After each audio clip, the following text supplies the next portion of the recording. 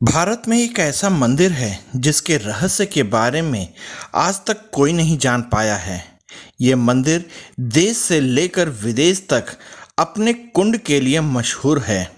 दरअसल इस मंदिर में एक ऐसा कुंड है जो हमेशा ही पानी से भरा रहता है और इस कुंड में नहाने के लिए साल भर लोगों का तांता लगा रहता है। जी हाँ, हम बात कर रहे हैं बर्बरीक कुंड यानी कि श्याम कुंड के बारे में, जो भारत के राजस्थान के जयपुर में स्थित एक मशहूर मंदिर खाटू श्याम बाबा के मंदिर का हिस्सा है। खाटू वाले बाबा के मंदिर में स्थित ये कुंड अपने अंदर बहुत से रहस्यों को छुपाए हुए है। बाबा श्याम के इस मंदिर की कई मान्यताएं और कहानियां हैं। बाबा के मंदिर में मौजूद ये कुंड अपनी उत्पत्ति को लेकर भी कई रहस्य छिपाए हुए हैं। कहा जाता है कि आज से हजारों साल पहले जब यहाँ केवल मिट्टी ही थी, तब यहाँ रोज गाय आया करती थी और जानवर भी आया करते थे और इस स्थान पर पहुँचने के बाद गाय का अपने आप दूध देने लगती थी। रोज हो रहे इस घटनाक्रम को देखने के बाद आसपास के इलाके में रहने वाले लोगों ने वहां खुदाई का काम शुरू किया और जब उन्होंने गड्ढा खोदना शुरू किया तो उनका सामना एक अद्भुत रहस्य से हुआ।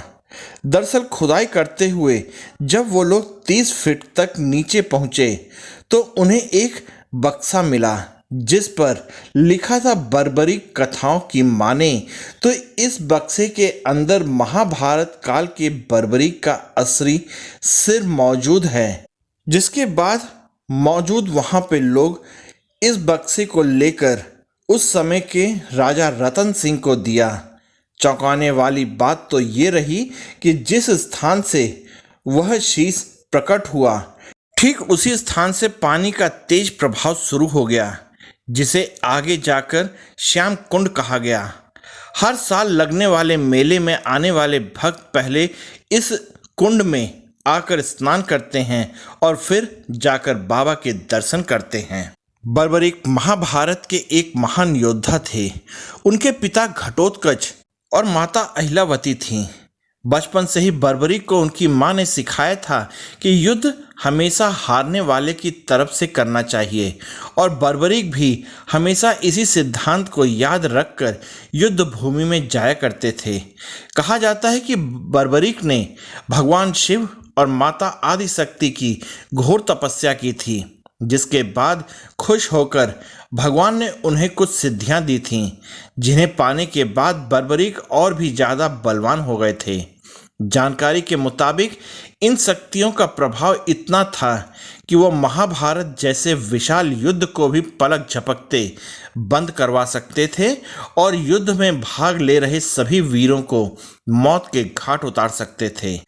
लेकिन उनकी अपनी माता को दिए हुए वचन के कारण भगवान श्री कृष्ण की चिंता काफ़ी ज़्यादा बढ़ी हुई थी, जिसके चलते बर्बरीक के युद्ध में शामिल होने से पहले ही भगवान ने साधु का रूप धारण करके उनसे उनका सिर मांग लिया।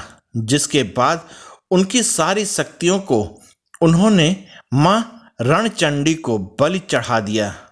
वहां इतना बड़ा बलिदान देने के बाद उन्हें शीश का दानी कहा गया।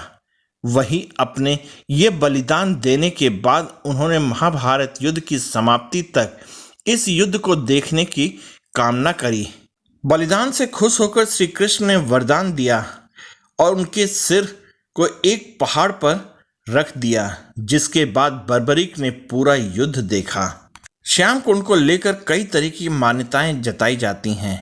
कहा जाता है कि श्याम कुंड में नहाने के बाद कई तरह के पाप दूर हो जाते हैं और अगर कोई बाबा के दरबार पर पहुंचकर अच्छे और निश्चल मन से कुंड में स्नान करता है तो उसे एक नया शरीर मिल जाता है।